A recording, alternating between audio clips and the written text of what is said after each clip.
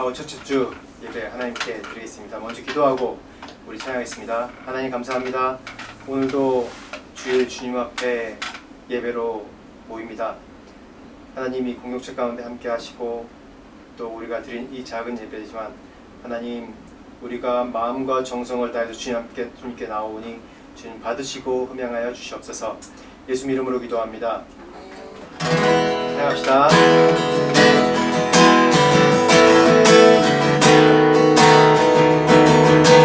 내 마음에 가득 채운 주 향한 사냥과 사랑 어떻게 표현할 수 있나.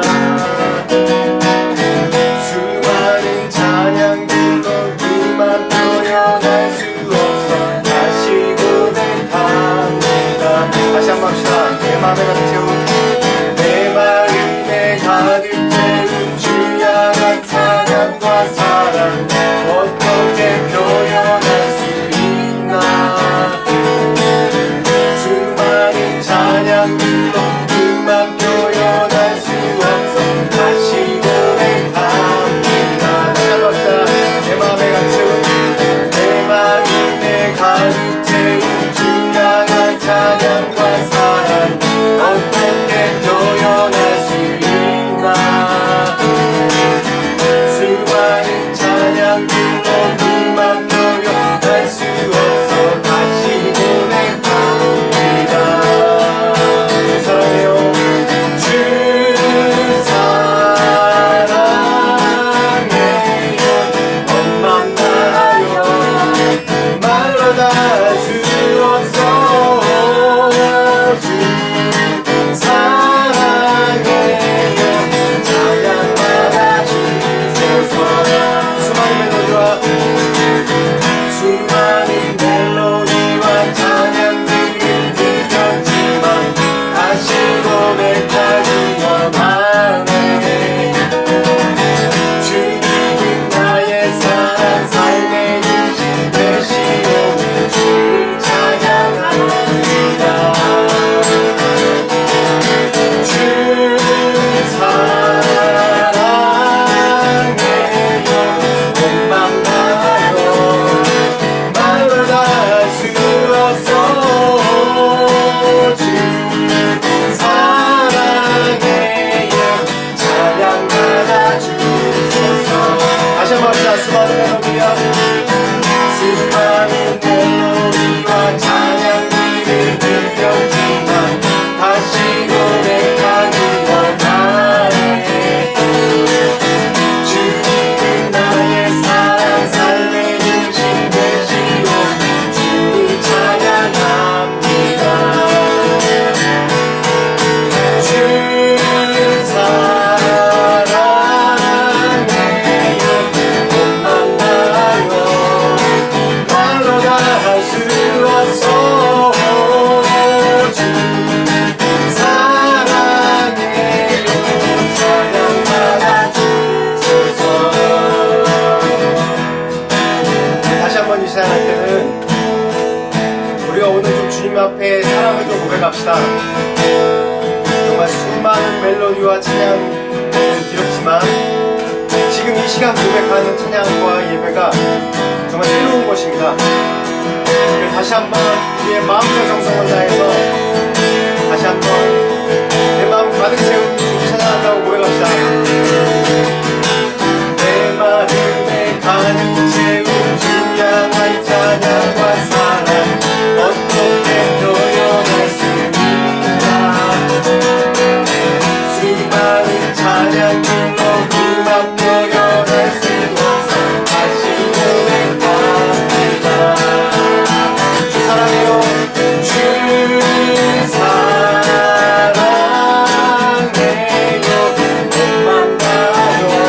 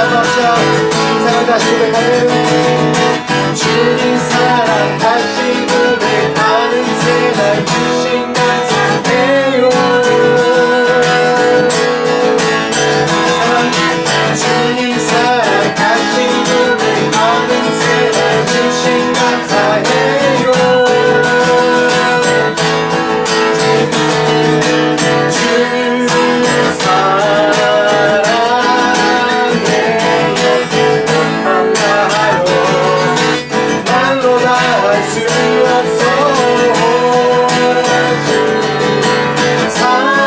사랑해요 찬양하라 주소서.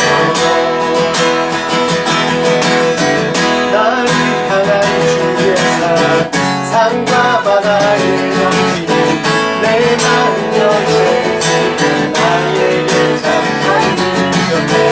늘 빈손에 가며 나의 손을 들고 언제나 주님의 사랑을 노래하리.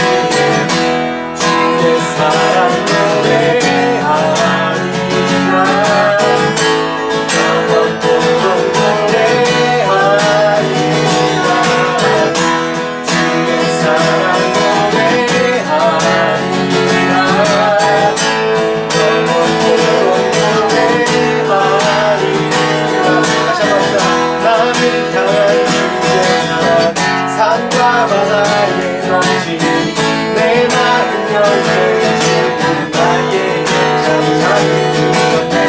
늘 진리 속에 가며 나의 손을 높이며 언제나 주님의 사랑을 노래하리.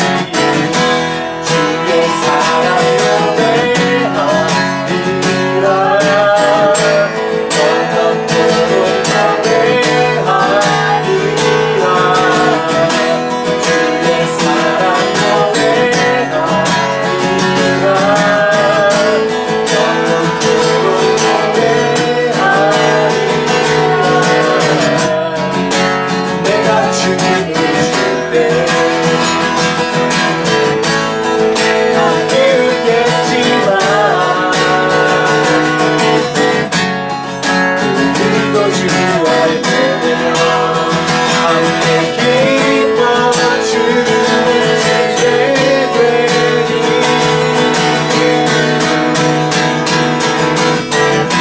주의 사랑 노래하리라. 영원토록 노래하리라.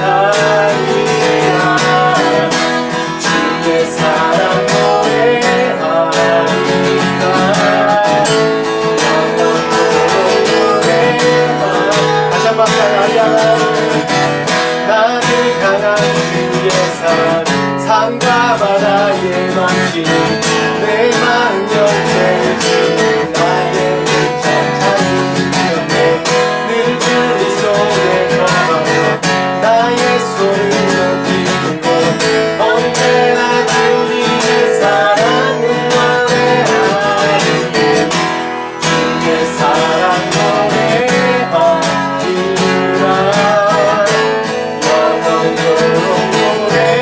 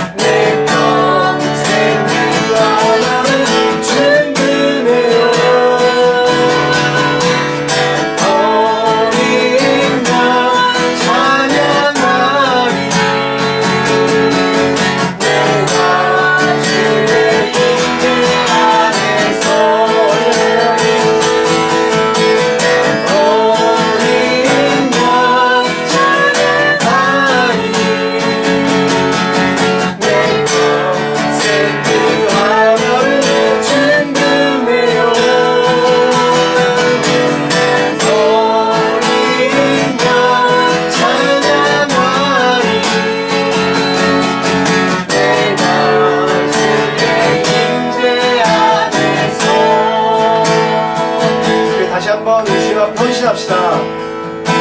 우리가 주님 앞에 헌신된 사람이지만은 우리의 헌신은 한 번만 이루어진 게 아니라 계속해서 우리가 죄인이기 때문에 우리의 헌신과 또 하나님의 은혜를 잃어버립니다. 그리고 이 시간 다시 한번 주님께 사랑 고백하고 다시 한번 나의 삶과 나의 모든 것 주님께 드린다고 저한테 고백하는 시간입니다. 하나님 아버지 다시 한번 주님 앞에 나의 모든 것을 드립니다. 하나님 주님 앞에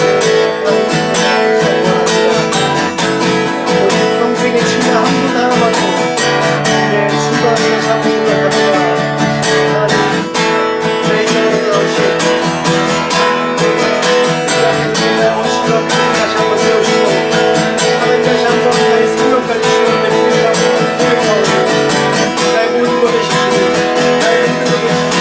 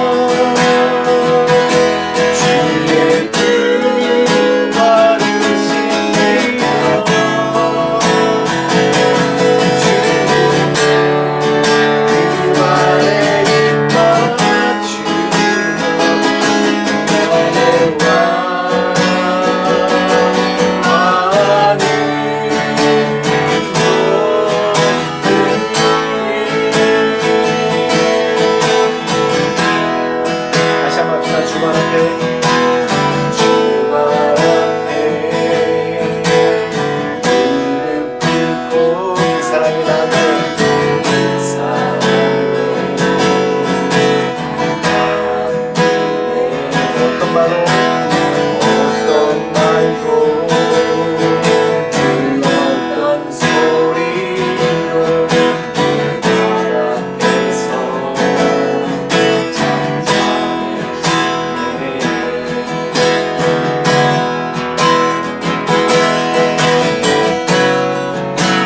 주 나의 사랑 그 발 앞에 앉아 내 모든 기도를 사랑으로 내가 내게 주의 옷자락 만지며 주의 두 발을 씻기며 주님 그 발에 닦아주며 나의 왕과를 거두리 주의 옷자락 만지며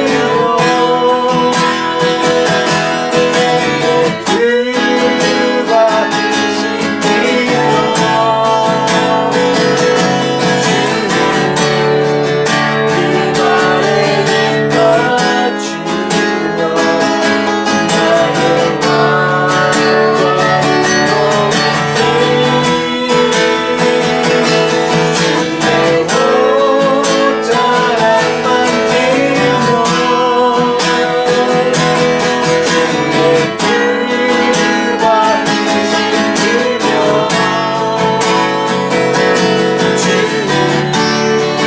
그 발에 닦아주며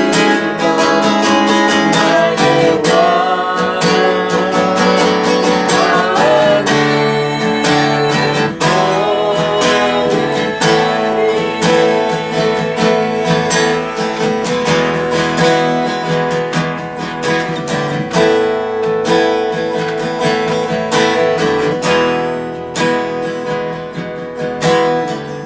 주님 앞에 어떠한 기도 제목으로 갖고 또 어떠한 요구를 가지고 주님 앞에 무릎 꿇으면 이 찬양 가사처럼 그냥 사랑한다고 고백할 수밖에 없는 것 같습니다.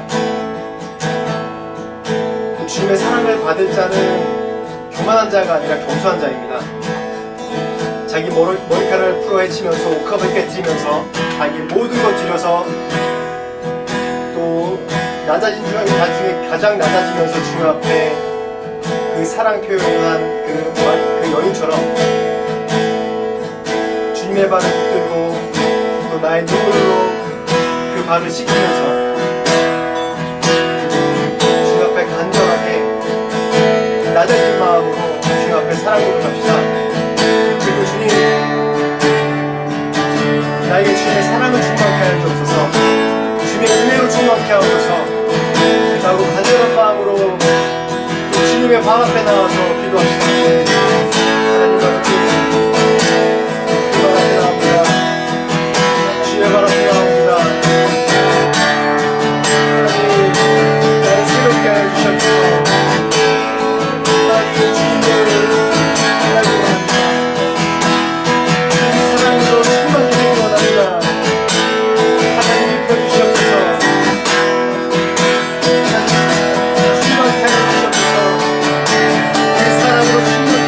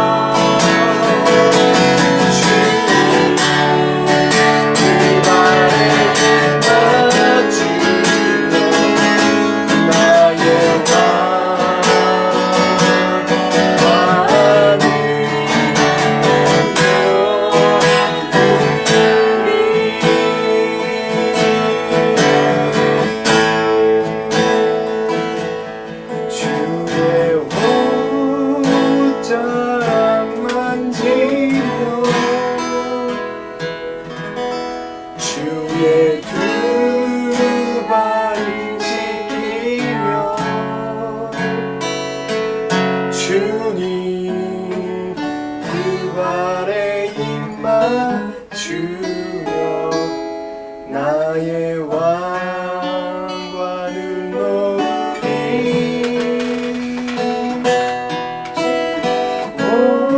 옷자락 만지며 주의 두 발을 씻기며 주님 그 발에 입 맞추며 나의 왕관을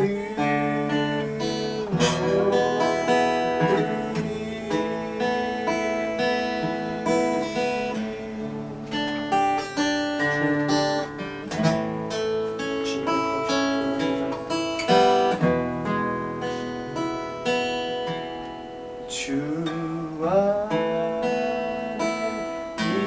있는 나의 담근 심이 있으나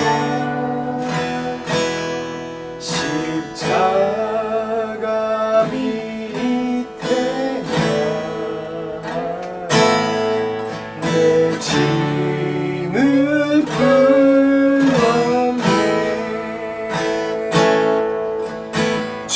주님을 찬송하면서 할렐루야 할렐루야 내 앞길 멀고 험해도 나 주님만 따라가리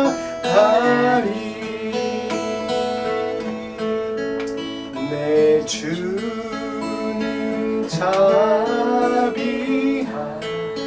자비하셔서 늘 함께 하시고 내 궁핍함을 아시고 늘 채워주시네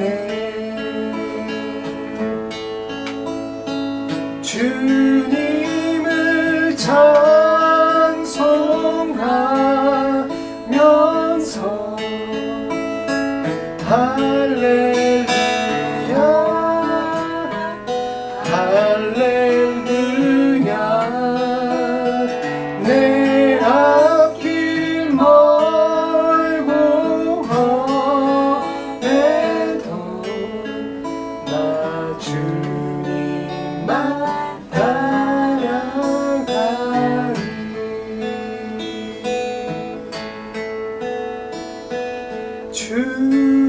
주님을 찬송하면서 할렐루야 할렐루야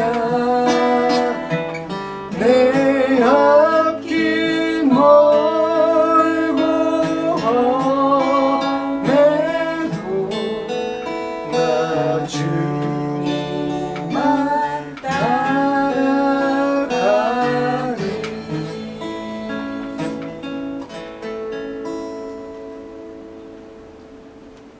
주님 오늘도 주님 안에 거하기 원합니다. 우리가 주님 안에서 새롭게 되며 계속 주님의 임재 가운데 거하기 원합니다. 주님의 사랑으로 우리를 감싸시고 충만하게 채워주시옵소서. 이 시간도 말씀을 나누려고 합니다. 말씀 가운데 함께 하시고 주님의 풍성한 은혜 하나님 이 공동시간의 가운데 채워주시옵소서. 예수 이름으로 기도합니다. 네.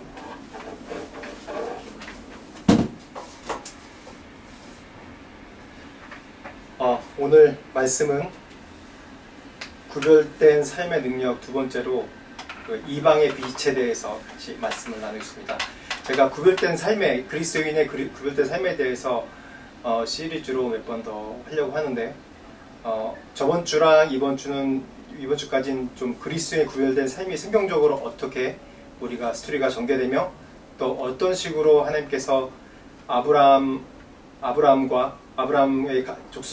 가족을 선택하고 이스라엘과 또 지금 우리까지 어떻게 해서 성경에 전체적으로 어떤 구별된 삶을 살려고 명령한지에 대해서 계속 말씀을 나눈 두 번째 시간으로 이방의 빛에 대해서 같이 말씀을 나누려고 합니다. 말씀은 이사야 49장 6절 말씀 같이 읽겠습니다. 그가 이르시되 내가 나의 종이 되어 야곱의 지파들을 일으키며 이스라엘 중에 보존된 자를 돌아보게 할 것은 매우 쉬운 일이라. 내가 또 너를 이방의 빛으로 삼아 나의 구원을 베풀어 땅 끝까지 이르게 하리라. 이사야 49장 6절 말씀입니다. 오늘 말씀입니다. 이방의 빛.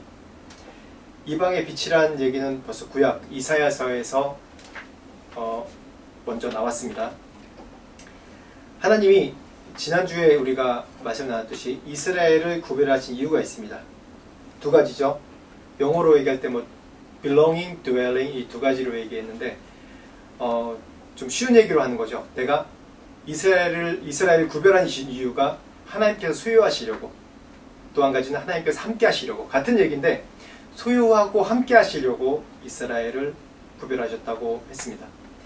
근데 소유하심을 좀 더 이 신학적인 성경적인 용어로 하면 소유하심 바로 언약입니다. 언약을 뭐라고 했죠? 언약을 결혼하는 거, 계약하는 거라고 했어요.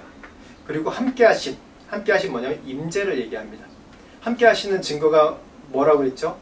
이스라엘의 이제 광야 가운데 있을 때는 구름 기둥, 불 기둥으로 현현에서 보여주심으로 함께 임재하심이 무엇인지 말씀해 주셨습니다. 또 구약의 성전에서 함께 하셨고 지금 우리 성령님이 함께 하시죠. 그렇듯이 이 소유하심, 하나님이 참 그 시대에 따라 인간의 이해가 한계가 있기 때문에 여러 가지로 이 같은 얘기를 여러 가지로 하세요. 내가 너를 소유하고 싶다, 함께하고 싶다. 이걸 더 구체화시켜서 성문화에서 보여주는 게 바로 언약, 계약, 신의 산 언약이죠. 그리고 또 임재하심, 그러면 함께하고 싶다라는, 하나님께서 함께하시면 되는데 그 임재하심을 현현을 보여주세요. 왜? 우린 죄인이기 때문에, 하나님과 함께할 수 없는 죄인의 존재이기 때문에 이렇게 어려운 절차를 거쳐야 될 수밖에 없어요. 그리고 왜냐하면 하나님께서 이제 우리가 언약의 관계가 바로 결혼하는 관계라고 얘기했잖아요. 계약의 관계. 우리가 한 여자, 한 남자가 만나서 결혼을 합니다. 결혼을 하고 그 결혼의 성립 조건이 단순히 한 번의 예식에 끝나는 게 아니라 뭐죠? 평생 같이 살려면 어떻게 됩니까? 결혼생활 하신 분은 알겠지만 그 안에 서로 부부간에 서로 소유권이 있고, 소유권이란 뭐냐 하면 권리와 의무, 그러니까 권리와 책임을 다하는 관계가 부부의 관계입니다. 권리만 주장하고 책임과 의무를 하지 않으면 어때요? 마음이 상하죠. 그래서 현대사회 이혼하고 막 그런 게 많이 나타나는 겁니다. 저 사람이 나 사랑하는데 다 해줘야지. 이거는 내가 권리만 주장하고 내 의무를 안 하는 거죠. 하나님과 이게 인간관계도 마찬가지입니다. 우리가 하나님께 다 내 거고, 왜 소유권이 우리 같이 있으니까 하나님께 있는 것이 모두 내 거고, 내게 모두 하나님 손해죠. 그렇지만 내가 할 의무는 뭐예요? 책임은 뭐예요? 정결하라. 정결한 삶입니다. 이 세상에서 정결하고 구별된 삶이 바로 하나님께서 우리에게 원하시는 의무고 책임감입니다. 왜? 왜 그렇죠? 만약에 결혼한 사람이 딴 사람을 만나고 다니면 어떻게 돼요? 그건 결혼이 아니죠. 성립이 안 되는 거죠. 결혼은 한 남자와 한 여자가 서로 바라보며 사랑하는 겁니다. 그게 권리고 의무고 또 축복입니다. 그래서 십계명의 제일 첫 계명이 뭐예요? 나 외 다른 신을 섬기지 말아라는 얘기 아닙니까? 그렇듯이 우리가 하나님을 바라보는 그런 언약관계, 그게 바로 구별됨입니다. 세상과 구별됨입니다.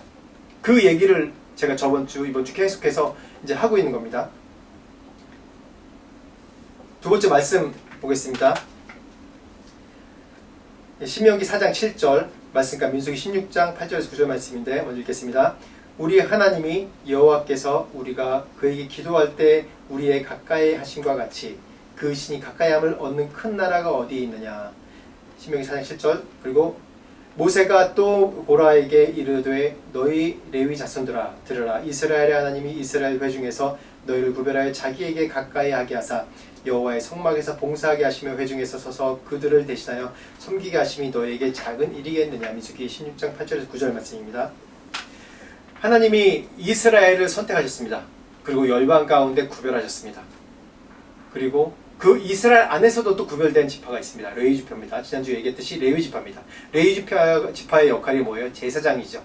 하나님께 예배드리고 모든 제의식을 하는 그런 지파입니다.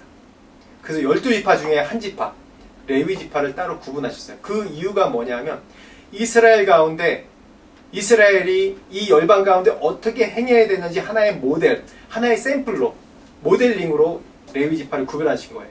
그래서 그 지파, 이스라엘 지파가 레위 지파가 행하는 걸 보고 아, 우리도 이 열방 가운데 이렇게 제사장의 역할을 해야 되는구나 라는 것을 배우는 겁니다. 그래서 레위 지파가 하는 역할이 뭡니까? 하는 역할이 그 언약궤를 지고 이동할 때 지고 또 언약궤가 있는 성막과 성막을 관리하고 또 이제 백성의 제의식 가운데 중재자, 하나님과 또 죄인 간의 중재자 역할, 제의식을 집례하고 그리고 백성에게 축복해 주는 역할을 하는 겁니다. 이게 바로 우리 그리스도인들이 하는 역할이죠. 이스라엘이 해야 될 역할입니다.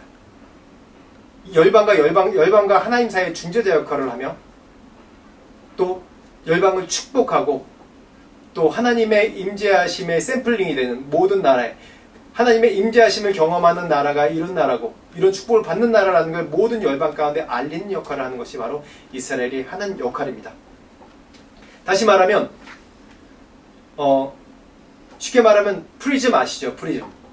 프리즘의 역할이 뭡니까? 빛을 통과해서 그 빛의 원래 가지고 있는 다양한 이 빛, 우리가 보고 있는 빛만 아니라 이 안에 다양한 갖가지의 그런 것들이 있지 않습니까? 이 프리즘의 역할이 그 빛의 아름다움이 몇 가지 색깔로 비치는지에 대해서 이제 보여주는 거죠. 프리즘을 빛을 비추면 어떻게 됩니까?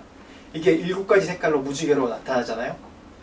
그렇듯이 이 프리즘의 역할이 바로 이스라엘의 역할입니다.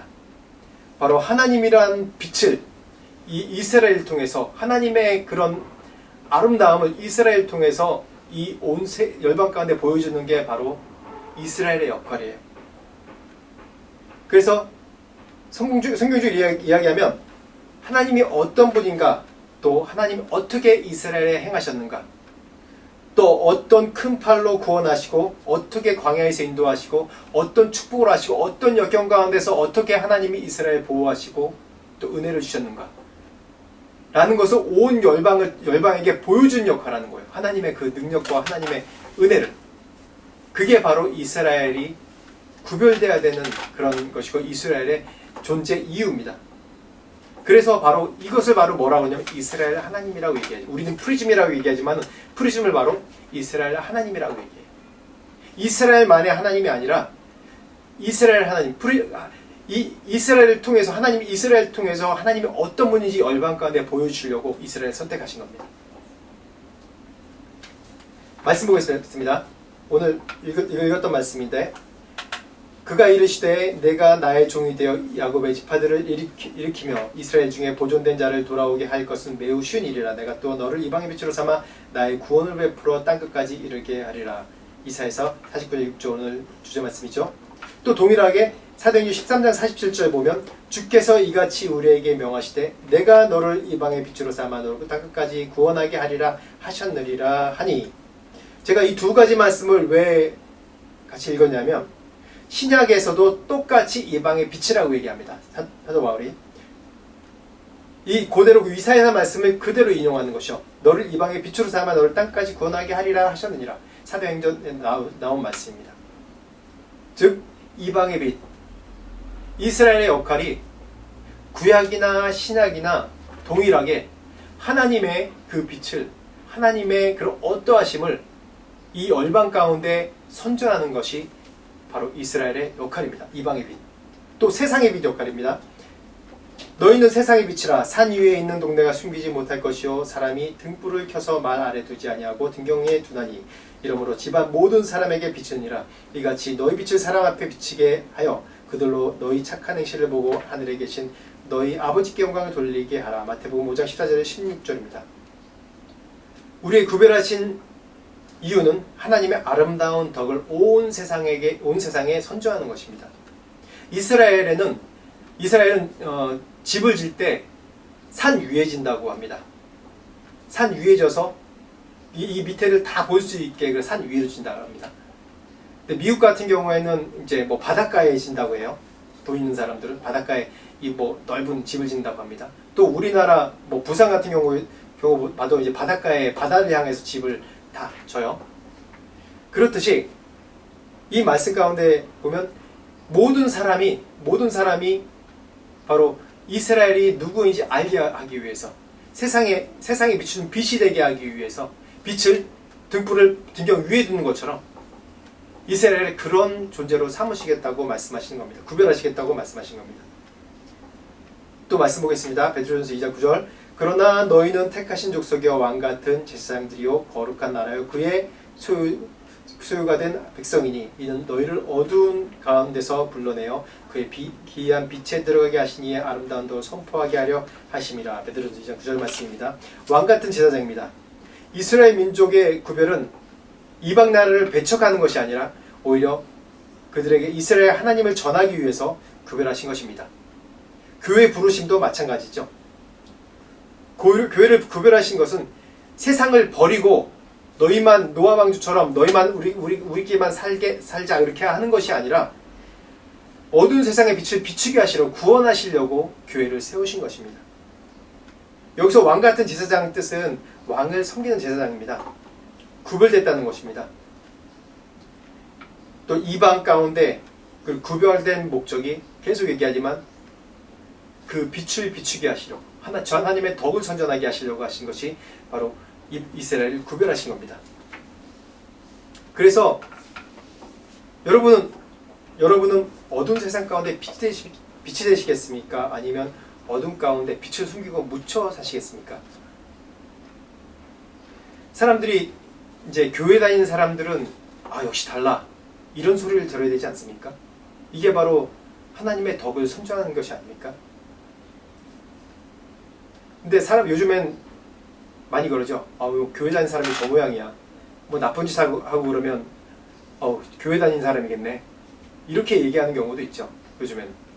그만큼 우리가 크리스찬으로서 그리스도인으로서 구별된 삶을 살지 못하고 세상 가운데서 오히려 세상에 어둠 가운데 묻혀 사는 사람들이기 때문에 이런 얘기를 듣는 것입니다. 교회 다니지 않는 사람들은 은근히 교회 다니는 사람들에 대해서 우리가 뭔가 다르다는 그런 기대감이 있습니다. 지금은 어떨지 모르겠는데 제가 한 10년, 20년 전까지만 해도 교회 다니는 사람이 술 먹는다고 교회 다니는 술 먹네 막 이런 얘기를 해요. 저도 뭐 그런 간증이 여러 가지 있습니다. 제가 태권도 사역을 하기 때문에 태권도 관계자들을 많이 좀 만납니다. 만날 때마다 인도 사람들 데려가서 훈련시키면서 만날 때마다 이제 그 훈련 후에 또 사범들 만나서 교제하면서 술도 권하고 뭐도 하고 그래요. 저는 안 가고 항상 이제 인도 분들과 같이 저녁 때 같이 시간을 보내죠. 근데 사람들이 되게 오해를 많이 해요. 저 사람이 좀 이상한 사람이다. 근데 나중에 어떤 위기의 일이 발생했을 때 제가 선교사인 걸 알고 또 목사인 걸 알고 그래서 그랬구나 라고 얘기를 하더라고요. 그래서 오히려 저를 더 존중해주고 더 내가 뭔가 이익 없이 인도 사람들을 위해서 일하는 걸 알고 계속해서 더 서포트해주고 더 도와주는 것을 봐요. 그렇듯이 세상 사람들도 우리를 볼 때 뭔가 기대감이 있어요. 그리스도인들을 볼 때. 그리스도인이라서 이래서 다르구나. 그치. 예수 믿는 사람이니까. 그렇지. 라는 그런 기대감들이 있습니다. 다. 그리스도인의 다른 세 가지를 우리가 지난주에 얘기를 했죠. 뭐죠? Belief, Belonging, Behavior.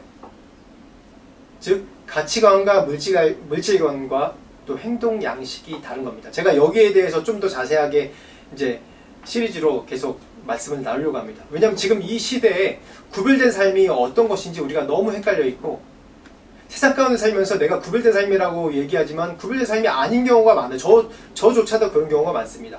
제가 가정에서도 그렇고 또 친구들과 관계에 있어서 그렇고 무심결에 나오는 얘기 속에서도 내가 구별되지 않았구나라는 세속화됐구나라는 그런 움찔하는 경우가 너무나도 많습니다. 그렇기 때문에 제가 이런 부분을 좀 자세하게 같이 좀 나누려고 합니다. 초대교인들은 이 세 가지 물질관, 또 가치관, 또 행동 양식 이런 것들이 굉장히 달랐어요.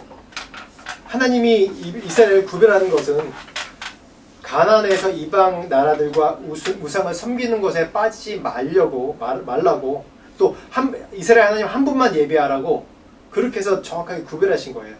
그래서 참 하나님이 어떤 분인가, 참신이 어떤 신인가, 참신이 무엇인가 라는 것을 이방 그 가나안 족속들에게, 이방 나라들에게 알려주기 위해서 이스라엘을 구별하신 겁니다. 구별의 목적은 배척하는 게 아니에요. 그냥 구별의 단어 자체는 우리가 배척하는 거지 않습니까? 이걸 분리하는 거지 않습니까? 근데 구별은 정확하게 얘기해서 분리하는 게 아니에요. 배척하는 게 아니에요. 배척하는 게 아니라 그 구별되는 것이 뭐냐면, 어떻게 다른 얘기로 하면 우리가 더 뛰어나고 더 매력적으로 보이게 해서 다른 나라 사람들, 이방을 섬기는 열방의 이방 섬긴 사람들을 끌어오는 거예요. 매료시키는 거예요. 우리의 거룩함, 하나님의 더럽혀 주신 거룩함으로 이방 사람들을 끌어오는 겁니다. 매료시키는 겁니다. 그게 바로 구별된 목적이에요. 성경에 여러 가지 예가 있는데 그 중에 하나가 또 다니엘의 예죠. 이 성경의 포로 시기에, 포로 전에 이스라엘이 두 개 나라로 쪼개지면서 열왕기서 또 말씀을 쭉 보면 얼마나 많이 타락하고 하나님을 배반했는지, 그래서 하나님이 참다 못해서 이스라엘을 흩으십니다. 멸망시키고 흩으십니다.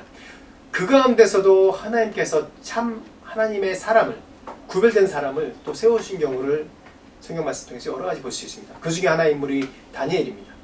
다니엘은 총리를 하면서 느부갓네살과 또 바벨론의 느부갓네살과 메대 이제 다리오 왕과 또 고레스 왕, 이 세 왕을 거치면서 세 왕을 섬겼던 총리입니다. 그런데도 그 신뢰를 잃지 않았어요. 뭐 여러 가지 사건들이 많이 있죠. 다니엘이 꿈에 해석하신 것도 있고, 또 풀불에 들어갔다 나온 것도 있고, 또 사자굴 속에서 또 구원받은 것도 있고. 근데 이 세 왕이 동일하게 얘기한 것이 있어요. 바로 다니엘에서 섬기는 하나님이 참 하나님이다. 그 하나님이 진짜 하나님이다. 그분을 섬겨라 라고 이야기를 하지 않습니까? 이 세 왕이 고백을 하는 거예요. 세 왕. 하나님은 이렇게, 어떻게 보면 다니엘이 굉장히 왕따로 생활을 한 것 같아요. 구별된 삶이지 않습니까? 왜 왕따로 생활할 수밖에 없냐면, 우상이 섬기는 그런 우상의 재물을 먹어야 되고, 또 그 이방 나라가 하는 그런 모든 행동들 그대로 해야 되기 때문에 구별된 삶을 살았어요. 그게 자기에겐 중요하지 않고 하나님을 섬기는 게 가장 중요했어요. 그래서 하루에 3번은 기도하며 금식하며 그렇게 살았죠. 그래서 여러 가지 시험이 있었지만 그 시험을 통과하면서 오히려 더 존중받고 존경받고, 또 오히려 왕을 통해서 너희 하나님이 참 하나님이다, 참신이다 라고 온 나라들은 그 신을 섬겨라 라고 얘기까지 고백까지 하지 않습니까? 거룩함이 이렇습니다. 우리가 거룩하게 될 때 세상을 매료시키는 거예요. 세상을 굴복시키는 거예요. 우리가 굴복당하는 것 같고 우리가 왕따당하는 것 같지만은, 우리가 거룩함을 소유할 때 세상이 우리에게 굴복하는 겁니다. 세상이 우리를 따라오는 겁니다. 이스라엘이 가나안화 됐을 때 어떻게 됐습니까? 세상이 따라왔습니까? 이스라엘이 가나안 백성들과 타협할 때 어떻습니까? 그 가나안 백성이 이스라엘에 편입됐나요? 아니죠. 오히려 이스라엘에 굴복당하고 이스라엘에 점령당하고 오히려 망하지 않았습니까? 가나안화 됐을 때. 그래서 거룩함은 타협할 수 있는 것이 아닙니다. 우리가 구별되어야 되는 겁니다. 세상과 구별되어야 되는 거예요. 거룩함은 타협해서 이루어지는 것이 아닙니다. 거룩함은 하나님께서 명령하신 그런 언약의 말씀을 그대로 지켜나갈 때, 그대로 행할 때 정결하게 되고, 거룩은 하나님께서 임재하시면서 입혀주시는 것이죠. 그럴 때 세상과 구별되고 오히려 세상을 변화시키고 세상이 우리를 따라오게 하고 세상에 우리가 빛을 비추게 하는 것이 되는 것입니다. 하나님이 세상을 향해서 오래 참으시는 이유가 있습니다. 세상을 볼 때 참 그리스도인들이 그런 억울하다고 얘기를 많이 합니다. 이 세상이 이렇게 악하고 이렇게 정치인이나 아니면 이 부자들이나 세상을 이렇게 어지럽히고 약한 사람을 괴롭히고 약한 사람에게 등골을 빼먹고, 그런데 왜 이 하나님을 심판하지 않으신가? 하나님이 살아계신가? 그렇게 원망할 때도 많아요. 근데 하나님은 오래 참으시는 이유가 있습니다. 하나님은 악인을 그대로 내버려 두는 게 아니에요. 악인을 그 자리에 심판하면 이방신과 다를 것이 없어요. 이방신은 잘못하면 그 자리에서 심판하고, 그렇게 한다고 사람들이 믿어요. 제가 인도에서 오래 살았는데, 인도의 신들이 대부분 어떤 신들이냐면, 사람들이 힌두교 신들, 여러 신들을 섬길 때 왜 섬기냐면 두려움 때문에 섬겨요. 내가 저주받을까봐, 내가 신에게 해코지 받을까봐, 아니면 신을 다 잘 달래서 내가 복받으려고, 내가 원하는 것을 이루려고. 대부분 신을 섬기는 건 그렇게 섬기는 신이 대부분입니다. 근데 그러면 이방신과 다를 게 없지 않습니까? 근데 하나님의 속성에서 정말 중요한 속성이 있는데, 성품이 있는데, 그게 뭐냐면 오래 참으심입니다. 인내하신 오래 참으심 성품입니다. 말씀 보겠습니다. 말씀 보면 에베소서 2장 3절, 전에는 우리가 그 가운데서 우리 육체의 욕심을 따라 지내며 육체와 마음에 원하는 것을 하여 다른 이들과 같이 본질상 진노의 자녀이었더니.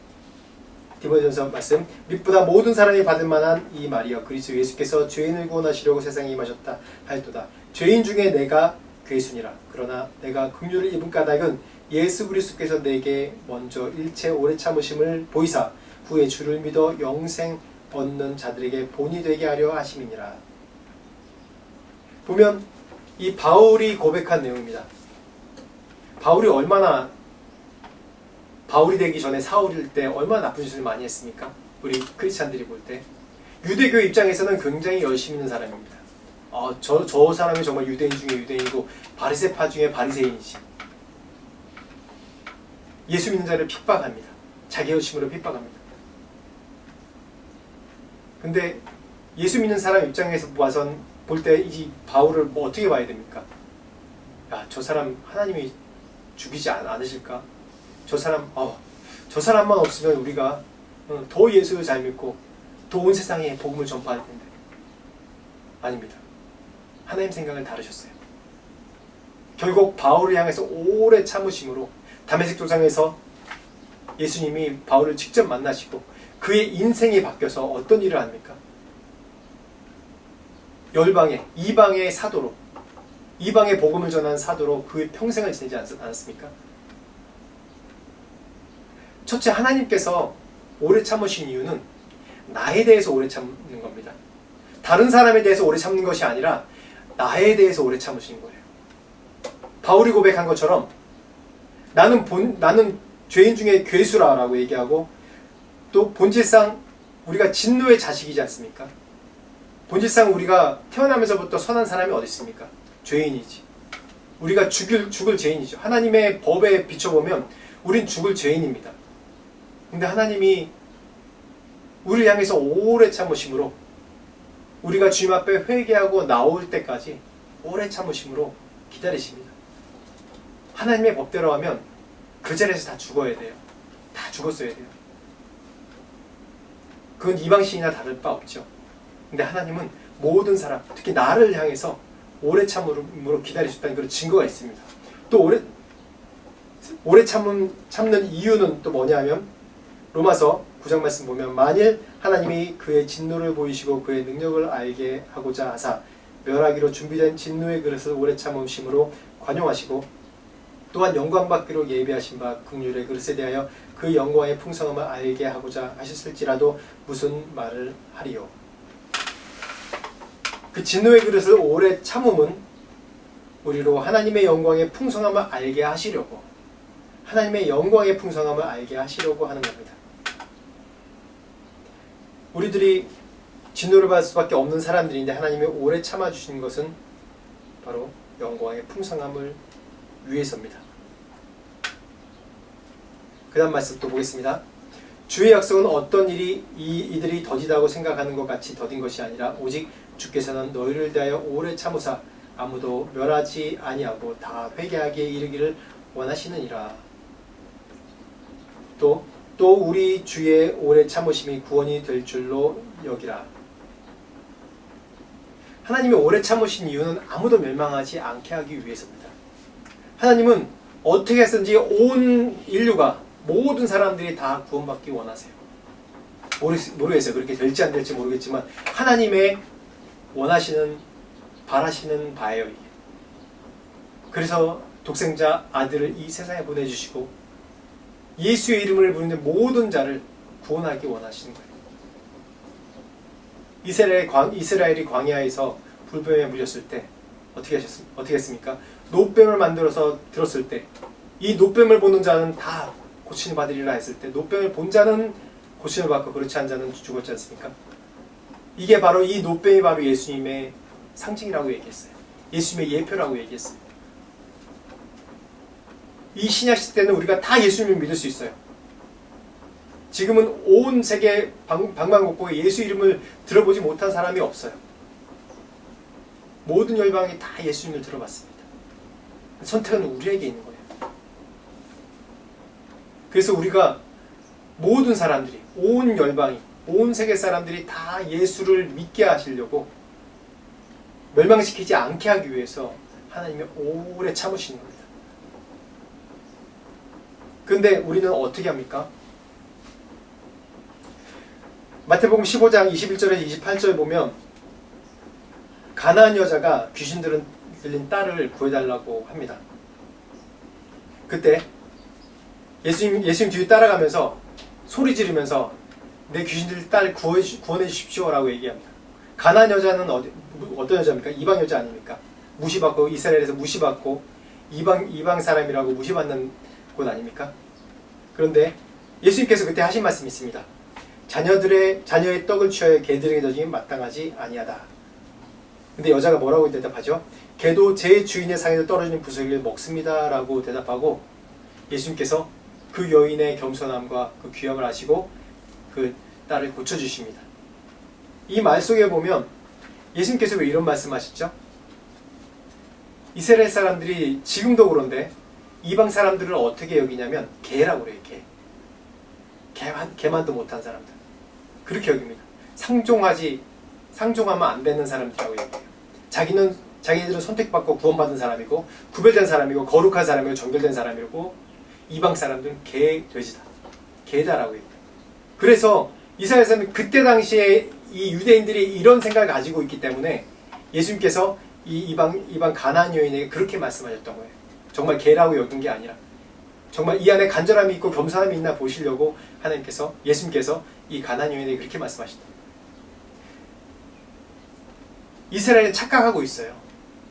구별됨이 자신들이 구별되고 제사장 나라인 것이 축복된 나라인 것이 자신들이 분리돼 가지고 다른 나라와는 다른 계층을 만드는 거라고 생각하고 있어요. 구별됨의 진정한 의미를 몰랐어요. 그래서 실패했죠. 근데 지금 교회들이 또 우리 그리스도인들이 그대로 답습하고 있습니다. 하나님을 믿는 교회는 초대교회 때 많이 어렵고 힘들었지만은 핍박을 받지만은 그 진리가 그 안에 있기 때문에 세월을 더하면 더할수록 하나님께서 축복해 주세요. 왜? 이방의 빛을 삼으시려고 축복해 주세요. 우리 믿는 사람들도 우리나라 교회의 역사도 처음에는 참 가난하고 어려운 사람들이 많이 믿었지만은 점점 축복받아서 우리나라가 부강해지고 이제 교회가 어떻습니까? 기득권 아닙니까? 우리 믿는 사람, 예수 믿는다 그러면 뭐 지금 모르겠어요. 제가 젊었을 때까지만 해도 예수 믿는다 그러면 뭔가 이제 자기가 이제 그 못 사는 곳에서 또 잘 살게 됐다. 그런 간증한 사람들이 교회에 넘쳐났습니다. 그래서 신분의 상승이라고 생각도 많이 했어요. 그렇기 때문에 교회가 분리됐다고 생각해요. 세상과. 가난한 사람과 또 이방과 분리됐다고 생각해요. 이스라엘이 그렇게 분리됐다는 생각 때문에 이 이방 사람들 개돼지라고 그렇게 생각하지 않습니까? 우리도 그렇게 생각하고 있는 게 없지 않은가 한번 생각해 볼 필요성이 있습니다. 저도 초기에 선교 나왔을 때 그런 마음들이 많이 있었습니다. 이것도 이제 제가 앞으로 설교할 때 구별됨에 대해 설교할 때 우리가 깨야 될 세계관 중에서 하나인데 이상하게 좀 피부가 검은 사람들 보면 좀 쉽게 다가가요. 피부가 하얀 사람들 보면 좀 움찔하고 좀 겸손해지는 것 같고.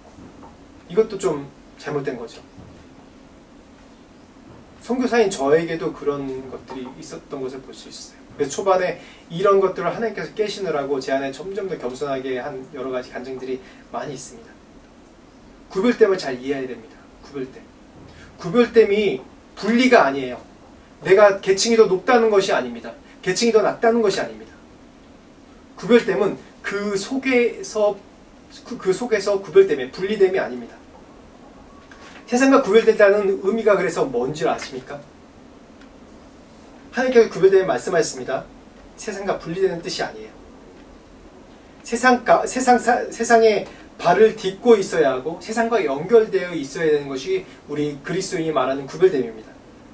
그래야 세상 사람들이 교회를 통해서 하나님께 나갈 수 있고, 구별됨은 절대로 분리가 아니고, 이것을 잘못 이해한 사람들이 성경에 굉장히 많이 나와요. 말씀 보겠습니다. 두 사람이 떠날 때 베드로가 예수께 여짜오되 주여 우리가 여기 있는 것이 좋사오니 우리가 초막 셋을 질 때 하나는 주를 위하여 하나는 모세를 위하여 하나는 엘리야를 위하여 하사이다 하되 자기가 하는 말을 자기도 알지 못하더라. 누가복음 9장 33절. 누가복음 9장에 이제 베드로가 이 변화산에 예수님과 함께 이제 올라갔을 때 엘리야와 또 이제 그 환상을 보게 됩니다. 그 환상을 보고 얼마나 좋습니까? 이 천국 같지 않습니까? 그 영적인 그 깊은 단계 가운데 들어가면, 우리 믿는 사람이 들어가면 거기서 나오고 싶지 않아요. 이해합니다. 거기서 나오고 싶지 않고 그 안에 꼭 이제 머물고 싶어요. 그래서 베드로가 초막 셋을 짓고 우리 여기 있자고 얘기하지 않습니까? 저도 이제 고2때 그 깊은 성령의 체험을 했는데, 그때 성령 체험하고 이제 딱 나와서 어머니께 제일 처음 제가 드린 얘기가 있어요. 뭐라고 했냐면, 엄마 나 죽고 싶어. 지금 죽으면 천국 가니까. 나 죽고 싶어. 여기 살고 싶지 않아. 고2인데 이제 친구들과 노는 게 너무 좋고 그럴 나이인데 이 성령의 깊은 체험을 하니까 너무 기쁘니까 그 은혜 받고 오자마자 엄마한테 엄마 나 죽고 싶어. 이렇게 얘기했어요. 좀 극단적으로 제가 얘기했지만은 그렇게 표현했어요. 그래서 이제 그 좀 다른 의미지만 수도원 운동이 시작된 겁니다. 세상 가운데 이건 완전히 분리예요, 분리. 우리나라에 보면 카르투시오 봉쇄 수도원이라는 다큐멘터리가 있더라고요. 카르투시오 봉쇄 수도원 다큐멘터리도 저도 이제 수도원들이 수사들이 어떻게 기도하는지 좀 궁금해서 이제 그 내용을 다큐로 좀 본 적이 있어요. 저도 지금도 많이 좀 궁금하고 그런 영적인 생활하는 것이 좀 하나의 좀 바라는 것 중에서 하나예요. 그렇게 잘 못하지만. 그래서 거기 보면 완전히 세상과 분리되어 있어요. 만나지도 않고 그 수도사들 중에서 단계가 있어요. 혼자 계속 수행하는 사람이 있고 이 분리가 되어 있는데 혼자 계속 아무것도 안 하고 기도만 하는 분이에요. 또 어떤 분은 일하면서 기도하고 어떤 분은 같이 기도하고 그런 좀 수도사들도 이제 분리된 것이 있는데, 근데 이것이 어떻게 보면 이제 영적인 의미에서 보면 굉장히 좋게 해석을 합니다. 왜냐하면 이 수도원 운동의 기도 운동이 또 영적인 변화를 일으켜서 이 세상 가운데 영향을 줬어요. 그 교회 가운데 큰 영향을 줬습니다. 또 다른 의미로 하면 정말 이런 사명으로 기도한 사람들 말고 도피하러 가는 분들도 있어요. 세상이 싫어서 도피하는. 그래서 뭐 우리나라 그렇잖아요. 세상 싫으면 야 머리 깎고 절로 들어가라 그렇게 얘기도 하지 않습니까?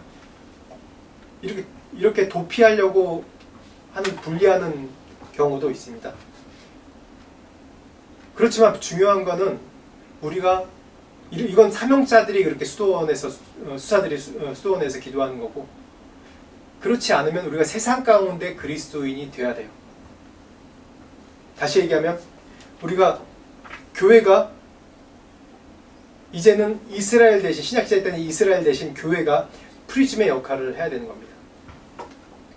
하나님이 빛이시고 세상에 비치는 유일한 빛이 바로 교회가 되어야 돼요. 교회를 통해서 세상에 이제는 하나님의 빛을 비추게 되는 겁니다. 구약시대 때는 이스라엘을 통해서 이스라엘이 프리즘 역할을 해서 하나님의 빛을 온 세상에 전파하는 것이지만은 이 신약시대 때는 무엇입니까? 교회입니다. 교회가 프리즘 역할을 하는 거예요. 그래서 하나님의 빛이 교회를 통해서 교회에 있는 구성원을 통해서 온 세상 가운데 비추는 역할을 해야 됩니다. 배가 있습니다. 배는 바다 가운데 떠 있죠. 바다에 속해 있습니까? 아니죠. 바다와 구별되어 있지 않습니까? 배의 기능이 바다에 떠서 항해하는 기능입니다. 육지에서는 배가 필요할까요? 아니죠. 배가 필요 없죠. 육지에 배가 오면 그거는 그냥 버려야 될 거예요. 바다를 이 세상이라 하면 배는 세상에 떠 있는 바로 교회입니다. 배는 바다와 연결되어 있지만 물과 연결되어 있는 게 아니라 구별되어 있죠. 만약에 배가 물속에 가라앉는다면 어떤 일이 펼쳐지죠? 배의 역할을 보죠. 배가 그냥 없어지지 않는 거 아닙니까? 바다에 있지만 바다에 속하지 않고 구별되어 있는 겁니다. 교회는 세상에 있지만 세상과 구별되어 있고 그렇지만 바닷물이 배에 스며들면 점점 가라앉게 되어 있습니다. 교회는 세상과 구별되어야 됩니다. 배가 바다에 있지만 바다와 완전히 구별되어 있고 분리되어 있듯이 우리 교회 또한 세상에 있지만 세상과 철저하게 분리되고 구별되어 있어요. 세상 가운데 있지만 그게 바로 교회입니다. 그게 바로 지금 크리스찬들이고,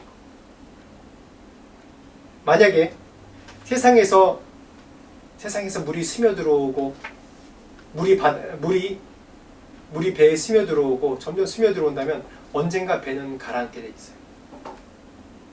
타이타닉 보면 이제 그 빙하에 이제 부딪혀서 그게 갑자기 물이 들어와서 점점점 가라앉는 그런 영화도, 타이타닉 영화도 있죠. 세상이 지금 교회가 그러지 않는지 한번 봐야 됩니다. 그런 좋은 예가 있습니다. 유럽 교회가 지금 점점 무너지고 있죠. 제가 속한 단체가 이제 미국 단체입니다. 미국 단체라서 제가 선교하면서 미국 사람들과 교제할 일들이 많이 있었는데, 보면 참 그들이 부러운 것들이 너무나도 많이 있었어요. 뭐가 부럽냐면 그 사람들의 사고방식이랑 생활방식이 굉장히 극히 기독교적이에요. 기독교 역사가 굉장히 수백 년, 천년이 넘는 그런 기간 동안에 이 형성되어 온 거기 때문에 그들의 가치관과 생활 모습과 패턴과 그런 모든 것들이 굉장히 성경적인 것들이 너무나도 많아요. 그 반면에 우리는 굉장히 동양적이죠. 어떻게 보면 기독교적인 우리에게도 좋은 것이 있는데, 우리 역사적으로 보면 식민지와 여러 고난의 역사들이 많이 있었기 때문에 우리 스스로의 정체성과 세계관과 자아를, 그 나라의 정체성과 자아를 그렇게 확립시켰다가 또 무너지고 그래가지고 다시 또 확립시키는 그런 시간이에요. 그렇기 때문에 이런 우리의 좋은, 하나님이 주신 좋은 것들이 자리 잡아 있기가 참 힘든 그런 나라입니다. 그래서 그들과 교제하다 보면 내가 좀 잘못된 부분들도 있구나. 문화적으로 또 내가 내 생활 방식이나 생각하는 방식이 좀 잘못된 것이 많구나라는 것들을 많이 느낍니다. 그런데 선교는 우리가 더 열심히 잘해요. 열심히 교회 세우고. 근데 보면 요즘 유럽 기독교들을 보면 어떠냐면, 유럽이 참 좋은 이 배가 서서히 침몰해가는 예 중에 하나인데, 교회가 지금 여기 보이는, 이제 제가 이제 이렇게 사진으로 올려놨는데, 교회가 지금 보면 이제 술집에 돼 있어요. 또 교회가 애들 노는 놀이터, 요가하는 장소, 스포츠센터, 교회가 크니까 지금 유럽 교회가 이렇게 되어 있어요. 교회가 물론 이 건물이 중요한 건 아니지만 그만큼 성도가 없고 예배가 무너졌다는 얘기입니다. 그래서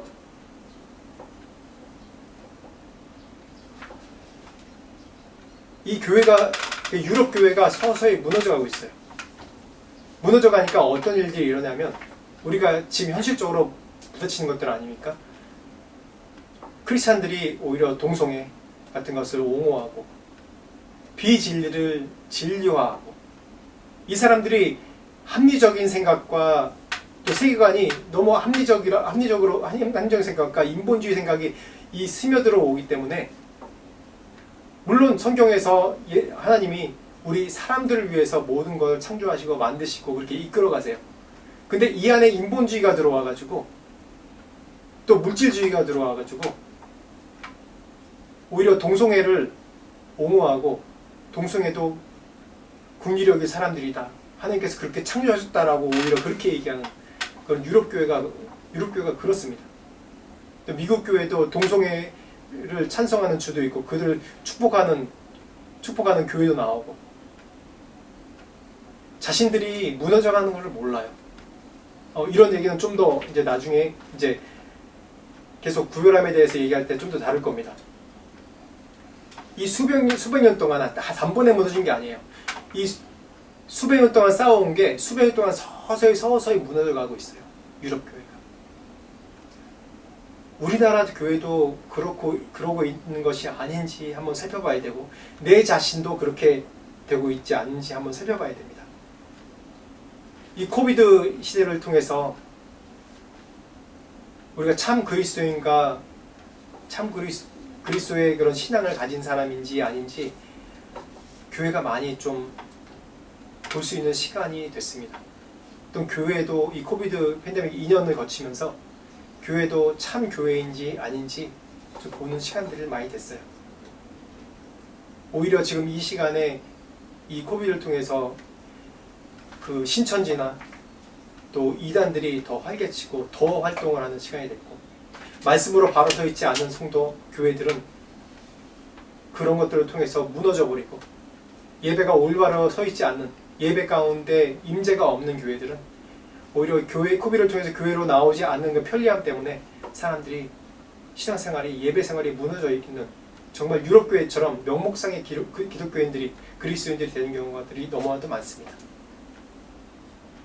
다시 한번 살펴봐야 됩니다. 그래서 우리가 이걸 헤쳐나갈 수 있는 그런 중요한 것 중에 하나가 무엇이냐면, 말씀 보겠습니다. 그러므로 누구든지 나의 이 말을 듣고 행하는 자는 그 집을 반석 위에 지은 지혜로운 사람 같으리니, 비가 내리고 창수가 나고 바람이 불어 그 집에 부딪히되 무너지지 아니하니 이런 주추를 반석 위에 놓은 까닭이요, 나의 이 말을 듣고 행하지 아니하는 자는 그 집을 모래 위에 지은 어리석은 사람 같으리니, 비가 내리고 창수가 나고 바람이 불어 그 집에 부딪힘에 그 무너짐이 심하니라. 마태복음 7장 24절에서 27절 말씀입니다. 이 구별됨으로 살 수 있는 방법은 하나밖에 없습니다. 말씀 가운데 사는 삶입니다. 어떻게 말씀으로 분별하고 구별하고 사는지, 어떻게 말씀을 내가 읽고 내가 말씀을 지키면서 내 생각과는 살지만 어떻게 이 세상의 물 가운데 분별하는지, 그래서 구별된 삶을 사는지는 이 말씀밖에 없습니다. 그래서 매일 말씀을 묵상하고 말씀을 읽고 그 말씀이 내 생각과 내 몸과 내 모든 행동과 모든 것을 지배하게 만들어야 되는 것입니다. 그럴 때 내가 이 세상 가운데 구별된 삶을 살고 거룩한 삶을 살 수 있는 것입니다. 더 구체적인 얘기들은 이제 계속해서 이어나갈 텐데, 오늘 말씀 보면서 우리 구별하심의 역사를 이제 오늘로 해서 이제 구약 신약 성경에 나온 그 역사적인 스토리들을 얘기를 쭉 했습니다. 처음에 우리가 하나님께서 에덴 동산에 이 인간을 만드시고 또 그 가운데 하나님께서 임재하시고 함께 거하셨어요. 그렇게 소유물로 삼으셨어요. 그런데 인간이 타락해서 에덴 동산에 나오고, 그 다음에 하나님께서 몇 번의 시간을 거치면서, 노아의 홍수 거치면서 하나님이 한 사람을 택하셨어요. 아브라함의 가족을 택하셨죠. 아브라함, 이삭, 야곱을 택하셨습니다. 그리고 그 아브라함, 이삭, 야곱을 통해서 세상을 구원하기 원하셨어요.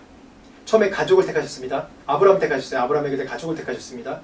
아브라함 가족을 통해서 큰 민족을 이루세요. 출애굽해서 이스라엘이라는 큰 민족을 이루셨습니다. 그리고 이스라엘 이스라엘에 수백 년 동안 거치면서 또 이스라엘의 하나님이 어떤 하나님인지 이 열방 가운데 보여주셨어요. 그리고 그 가운데 예수님이 오셨습니다. 예수님이 오셔서 십자가의 피로 구원하시고 새 언약을 갱신시켜 주셨어요. 그래서 이제는 교회와 교회 안의 성도가 지금 이 신약시대 때는 살아가는 것입니다. 누구와 함께? 성령님과 함께. 이 신약시대 때는 하나님께서 성령께서 이 교회와 이 개인에게 임하여 주세요. 그래서 어떻게 구별되게 사는지에 대해서, 이 세상과 어떻게 구별되게 사는지에 대해서 분명히 말씀해 주십니다. 말씀으로 말씀해 주시고 또 성령을 통해서 말씀해 주십니다. 그래서 결국 예수를 통해서 하나님 나라가 이 땅 가운데 다시 임하기까지 우리는 이 교회 안에 있는 이 성도들이 마지막 때의 사명을 다 해야 되는 것입니다. 그게 말씀 가운데 우리가 구분돼서 살아야 되는 이유 중에서 하나입니다. 오늘 말씀을 통해서 어떻게 구별되게 사는지에 대해서, 어떻게 이스라엘이 왜 우리가 구별되게 사는지에 대해서 말씀을 통해, 성경 말씀을 통해서, 구약을 통해서 또 신약을 통해서 말씀을 살펴봤습니다. 우리가 거룩하게 살아야 됩니다. 우리가 말씀 가운데 새롭게 돼야 되고, 말씀 가운데 거룩하게 살 때 그 거룩함이 바로 온 세상에 빛을 비추는 빛이 되는 것입니다. 이 신약 시대 때 사는 우리들에게 축복의 시대에 살고 있습니다. 성령님을 통해서 매 순간 하나님의 임재를 체험할 수 있고, 말씀 가운데 하나님이 직접 말씀하셔서 깨닫게 하시고, 각자의 삶이 다르고 각자의 생각이 다르기 때문에 어떻게 나를 변화시키시고 어떻게 나를 이 세상 가운데 참 그리스도인으로 살지에 대해서 말씀해 주십니다. 우리가 계속 말씀을 묵상하고 말씀 가운데 살 때 하나님께서 가르쳐 주실 거예요. 우리가 앞으로 더 구별됨에 대해서 이제 얘기를 나눌 텐데, 다음 주는 고난주간이고 그 다음 주 부활절입니다. 다음 주 고난주간 예수님에 대해서 또 계속 2주 동안 말씀을 나누도록 하겠습니다. 같이 기도하겠습니다. 하나님 감사합니다. 구별됨에 대해서 우리가 2주 동안 구약과 또 신약 살펴보면서 하나님이 어떻게 우리를 구별하셨는지, 이 세상 가운데 어떻게 우리가 구별됨으로 살아나가는지에 대해서 또 성경 역사를 통해서 말씀을 살펴봤습니다. 하나님, 우리를 거룩하게 하여 주옵소서. 우리를 정결하게 하여 주옵소서. 우리가 이 세상과 구별되고 세상 가운데 있지만 세상의 영향을 받지 않고 세상과 구별되어서 또한 우리 거룩함으로 이 세상을 변화시킬 수 있는 우리들이 될 수 있도록 축복하여 주옵소서. 우리가 이 세상에 비치는 빛이 될 수 있도록 하나님 우리를 정결케 하여 주옵소서. 오늘도 말씀 가운데 함께 하신 주님의 은혜에 감사드립니다. 지금은 우리 주 예수 그리스도의 은혜와 하나님 아버지의 무한하신 사랑과 성령님의 감화 감동 역사하심이 하나님 앞에 거룩하게 구별되게 살고자 하는 모든 자들에게 지금부터 영원토록 함께 하시기를 간절히 축원하옵나이다. 아멘.